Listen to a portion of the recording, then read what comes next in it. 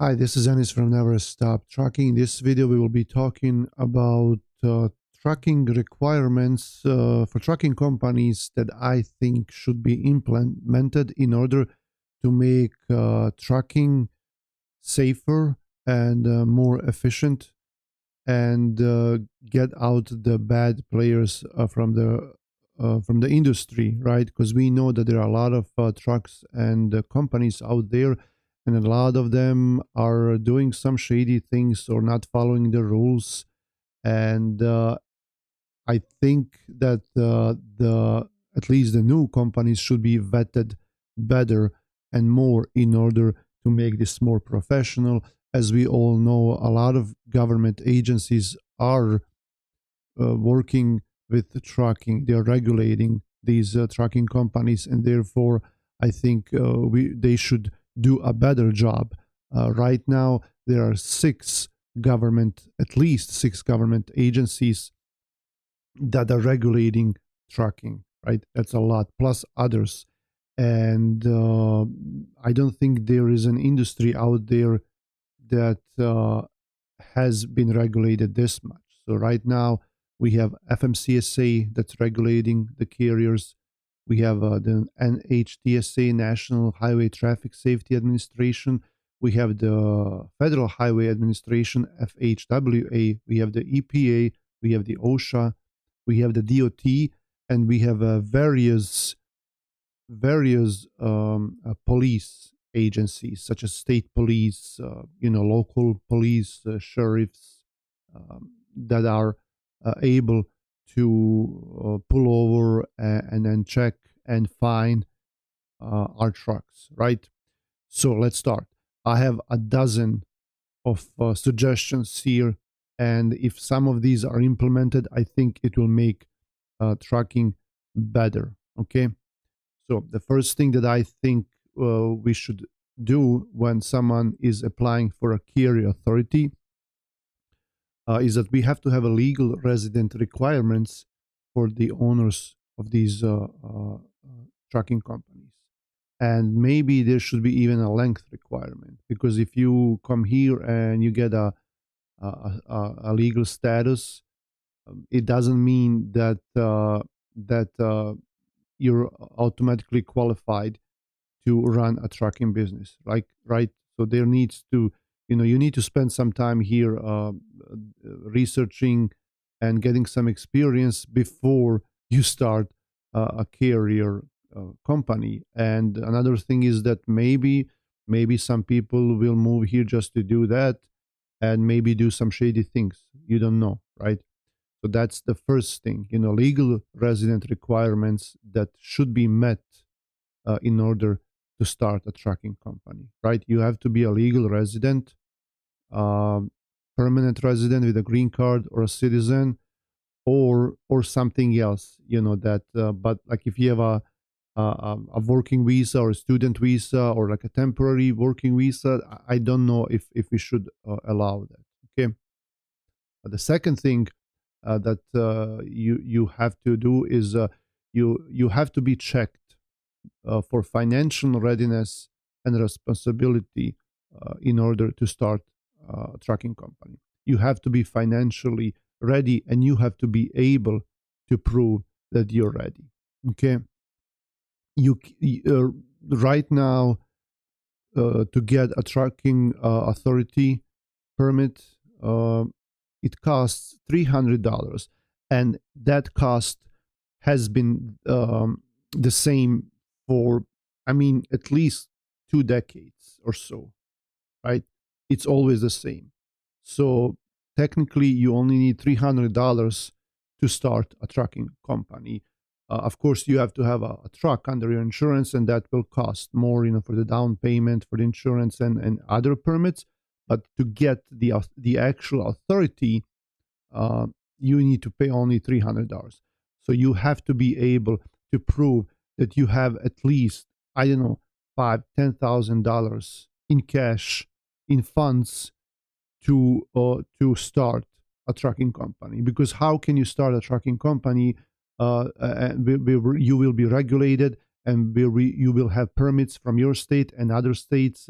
IRP, if insurance, drug testing, uh, other state permits. Like there are so many permits and so many expenses, and even like if you have like once you buy your own truck, for that truck or for trucks that you have, that at least like $10,000 you should have, and you should be able to prove that you have that money. Without that, I think you shouldn't be in this business, and someone should make sure that you have that money.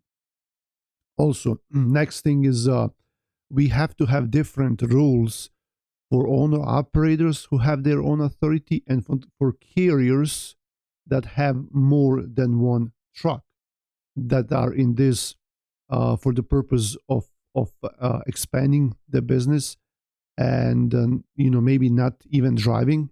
Okay, so that should be different.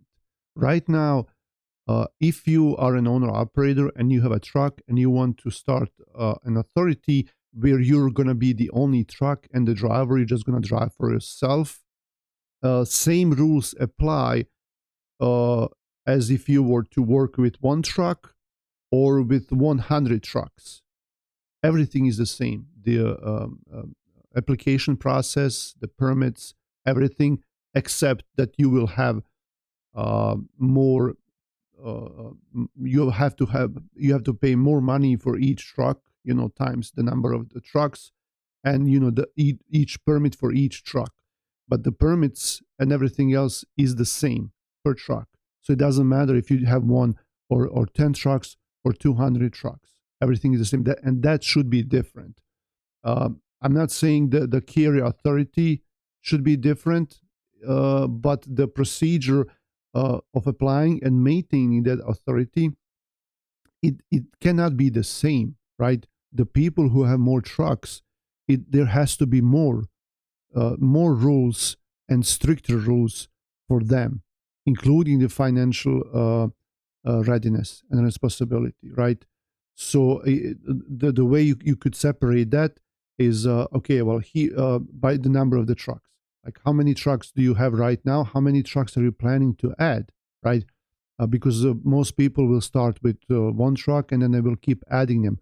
But we want, like, once you pass that one truck, once you want to add more trucks to that authority, you should have more, like, I don't want to say even more regulations, because we have more regulations, but the rules should be stricter for people who pass that point of having only one truck. Okay. And what should be different?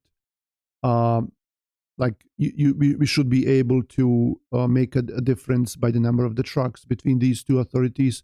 Financial readiness and responsibility, there should be more more funds available if you are to pass one truck, and more responsibility, because right now you're managing more trucks, you're managing drivers and everything, that you're managing something that's out of your hand. It's different if you have your own truck and you drive that truck, and you take care of the truck, and you're safe there on the road because this is your bread and butter. And you're driving that truck for like it's that if something goes wrong, then you're out of work. But if you have drivers that are driving out there, you have no control over them, real time. You can vet them before they start. You can control some things, but once they're out on the road, like, you can't control if they're gonna speed or crash or do something like that, right? So there should be more responsibility and more safety requirements, and there should be also different insurance requirements, right? Because right now, if you get one truck, you're probably gonna be paying the same rate for that one truck, and as opposed if you had more trucks on the road, right? So the insurance requirements should be different for owner operators who have one truck, and for the carriers who have more than one truck. Okay. The fourth thing that I wanted to suggest here would be that a potential carrier would have to have a proposed plan with secured freight and a business plan. Okay, so you have to have a business plan, and not just something that you find on internet, or something that AI did for you, but someone who is a professional who does this professionally, and you have to have real numbers and real potential customers, because most of the people right now that go into trucking business, they go in the trucking business without any freight, right? There might be some instances where someone has a local secured freight, or like they're in something specific like crops, or like oil fields, or asphalt, payments, all of that. But most of trucking companies will work off of the spot market, off of the load boards. And the mentality here is that if everyone else is doing these loads, I'm gonna be able to get some loads myself, and get into that game. But first, I'm gonna start a trucking company, buy a truck, pay for the permits, get insurance, all of that, all of that. I'm gonna do all of that, and then I'm just gonna go out there and and I'm gonna be like, okay, well, now I need loads, like I'm gonna grab some loads now. You don't have a business plan. You don't have any customers. You don't have any shippers. You don't have any brokers. You don't have any freight, right? You're just going into the business blindly. So for a new carrier, you should be able to prove that you have secured freight. You have potential freight. You have okay. Here is a customer that I'm going to be working with. Here are the loads that I'm going to be doing, right? Because like same thing with other companies, like if you're forming a construction company, or a bakery, factory, like you're gonna produce something, you have to have a plan and customers. Who are you gonna sell this to? Who is going to buy from you, right? If you're in construction, who is who's gonna build a house, you know who's doing carpentry, like who needs your services. Like you can't just open up a construction company and just wait for someone to come in and find you on Google.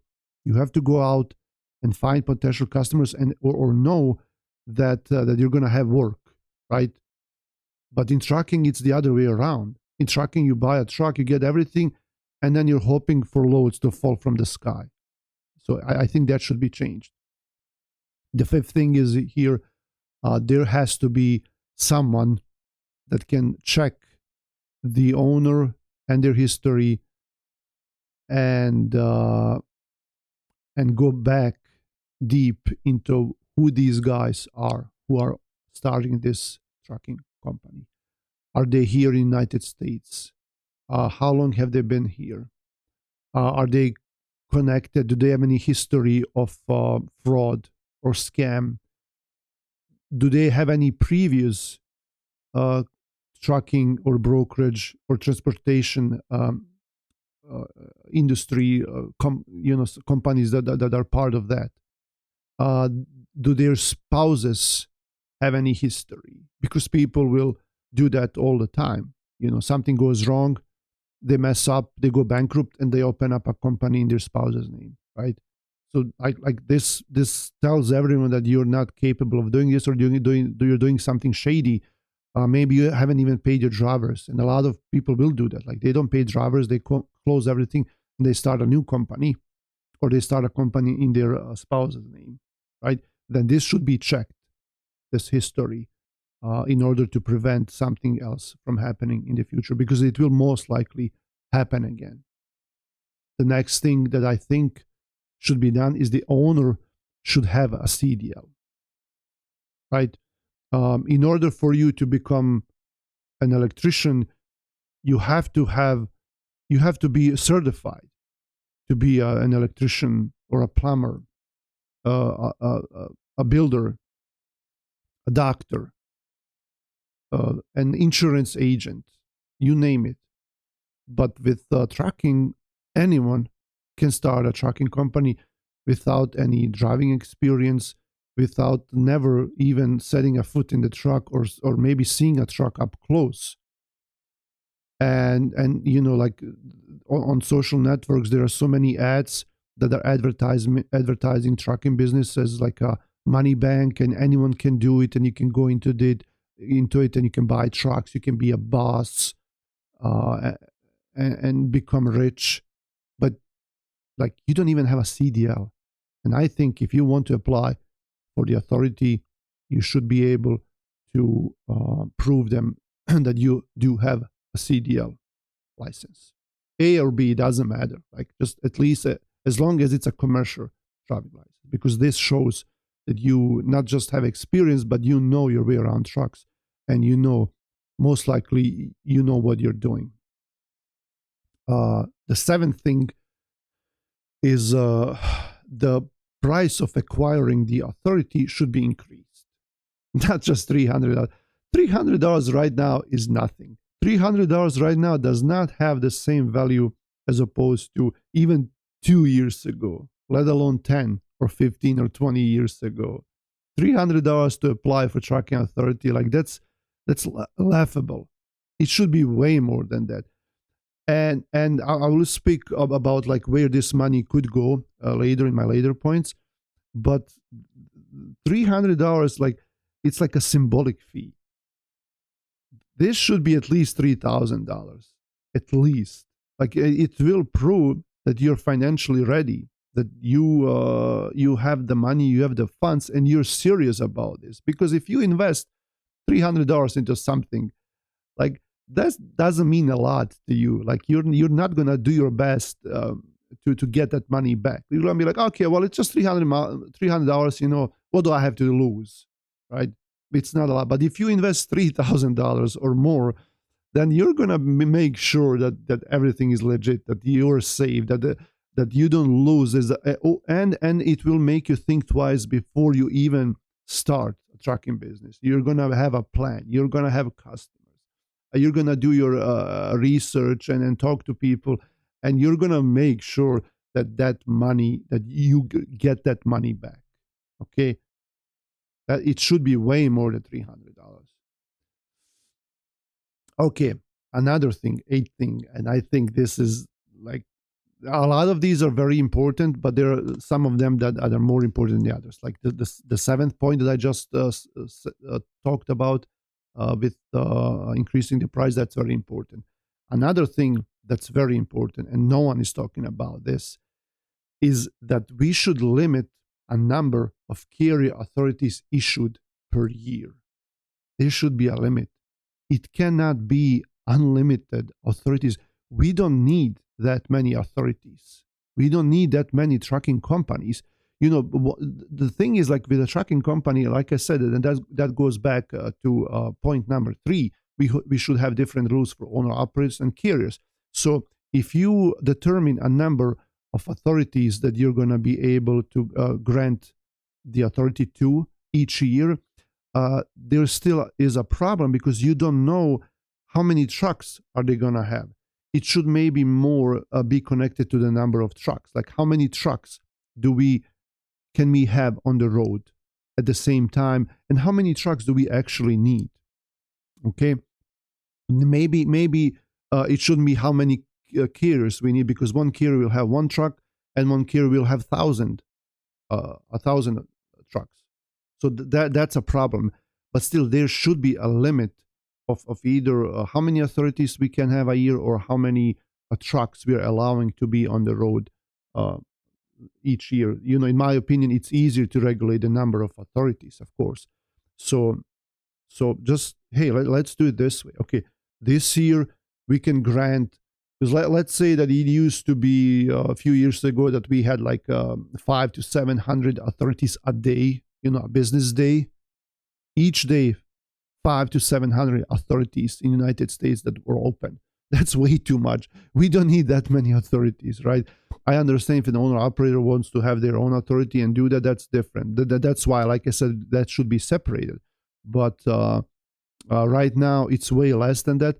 But still, let's say that we get 100 authorities each day, times 365, right? That's a lot of authorities. We should limit that. And someone should investigate and do some research and see how many authorities are closed each year, how many are open, how many do we actually need, and like just set the limit. Same with like alcohol license for restaurants or stores, right? There is a limit, and you can't, like, if you have to wait for it, you have to pay a lot of money, because I think it's like here in Michigan, the last I heard, it was like $40,000. $40,000 for alcohol permit to be able to sell alcohol, right? And that makes sure these $40,000, that makes sure that you're responsible, right? And I'm against alcohol. I don't drink. We don't do that here at all. In the company, we try to avoid that, all of that.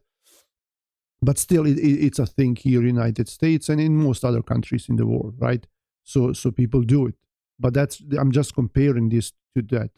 So you have to wait, and then once someone loses their license or it gives up the license, then it's your turn to get that alcohol license, and then you can sell it. And it should be same in the trucking industry. Like if when it's your turn, when someone loses the authority, or like you get, it's your place in line to get it, then you can get it, and then you will appreciate it more, the fact that you have it, and then you will be safer and more professional, and you will make you sure to do everything in your that you're able to, in order to maintain and have that authority in good standing, right? Next thing is, and this is also very important, prohibit selling and buying MC numbers unless certain requirements are met. Why is this allowed? Why are people allowed to sell their MC numbers? That doesn't make any sense. Now, there should be, of course, exceptions to this. Like if someone, if you're selling the whole company, that's different. Like I'm selling a company, and with the assets, with the real estate, with the customer base, with employees and drivers and other factors such as like accounts receivables, debt, all of that. So I'm selling the complete company. That's different. And then with that company comes the MC number and the DOT number. But people would it's like a one owner operator operation, like a couple of trucks or like 10 trucks, and then for some reason they decide to close down the company, but then they can still get good money. They can still, you can get like $10, $20, $30,000 or more for your authority if you don't need it anymore. And who's gonna buy that? Who's gonna buy it? It's not gonna be someone that's just starting. It's gonna be someone that's already doing some shady things, or maybe they have a conditional rating, they have bad scores, brokers will not work with them, insurance is too high, you name it. And then they just buy this new authority, and they think that this is going to save them. In a lot of cases, this really, like buying a new authority doesn't do anything, right? Because there's still that transfer. It still might not be like the way you thought it would be. Like you're not going to be treated as that old authority, because the company changed owners and all of that. And brokers see that now, right?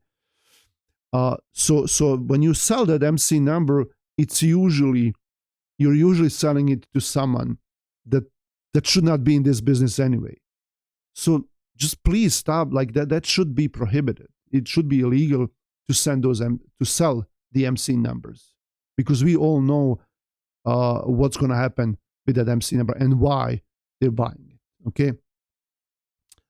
Another thing, like next three things could be financed or supported by the money that you pay. Like if we increase the like when you get your authority, and if we increase those prices from 300 to more, so this could be partially funded by that money. Create an independent, all-in-one agency to control and vet carriers and brokers, right? I want to make a video about brokers as well, something similar to this. This is only about carriers, but we should have an independent, I don't know if it should be government agency, because government agencies are usually not that effective, and very complicated. But there should be an independent agency, all in one, that controls and vets carriers and brokers. Not, now we have Highway, we have RMIS, Carrier Sure, Freight Watch, I think that's the name, Carrier 411, and most of them are unfair to carriers. All of them are unfair to carriers. They vet them based on things that shouldn't, like, if someone is brand new, that's a red flag, right? How is that a red flag? Just, give them a chance. Now this independent agency should vet and control carriers and brokers in the same fair way, right? Next thing that I want to suggest is stricter monitoring and harsher penalties for bad players. And this should not just include fines, because right now, if someone gets a big fine because of, like if they have an audit, or something happens and they have a big fine, there are lawyers who will fight that, and that fine will go down. Okay. So it should, because a lot of trucking companies are doing some shady things, right? And a lot of them have money because of that. And then if it comes to, like, once it comes to something like this, something extreme, they can pay for it, or they can get a loan and pay for it. But it shouldn't just be a monetary fine. There should be other fines, not just that, like out of service. Like if you tell a company, like, unless you change something, something that's in very extreme situations, right? Unless you change something, it's not just conditional rating. It's not just a fine. You're going to be out of service. You're not going to be able to operate your trucks. So there should be harsher penalties for these bad players, like double brokers, companies that allow their drivers to, fix logbooks and have two logbooks, or use one of those services where they can just call them and change their ELDs. Safety should be first, okay? And then another thing that's also very important, that's the last thing, I want to finish with that. There should be a mandatory annual safety, fair business, and financial trainings for the management of these management part of these carriers, like owners, managers, CEOs, whoever is in charge. So there should be mandatory annual safety and fair business and financial trainings for these. Why? Well, first, safety. Everyone else, doctors, insurance agents, mechanics, you name it, they have to go through recertifications every 1 or 2 years because new rules are coming out. People learn new things based on the history, like what happened last year, and we want to prevent that and change that. And they have to renew their licenses. In order to renew the licenses, you have to sometimes pass a test, right, or go to a seminar, or study online or in person. It doesn't matter. But here, for trucking, there's nothing like that. There's nothing. So there should be something that will teach you and update you as far as the safety goes, ELDs, insurance, being safe on the road, dealing with drivers. So let me know what you think. I know this was rather lengthy, like always, but I gave some thought into this, and I think some of these things would change the trucking industry for the better, and it will maybe lower the number of the carriers and trucks on the road, and give a chance to people who want to be safe and legal, and who want to do this business in a correct way. Thanks for watching. This is Anis from Never Stop Trucking.